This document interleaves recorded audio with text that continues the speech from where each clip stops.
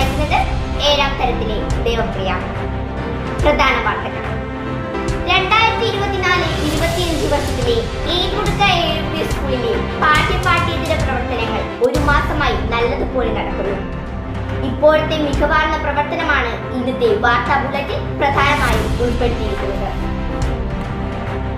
School leader deputy leader സ്ഥാനത്തേക്കുള്ള തെരഞ്ഞെടുപ്പ് പ്രചരണത്തിന്റെ അവസാന ഘട്ടത്തിലേക്ക് ഏറ്റുമുടുക്ക AUP school.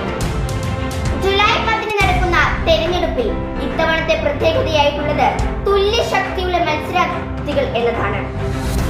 Hrithik, Revathi, Arish, Devarsh, Suryadev, ആത്മ, പ്രാർത്ഥന എന്നിവരാണ് മത്സരിക്കുന്നത്.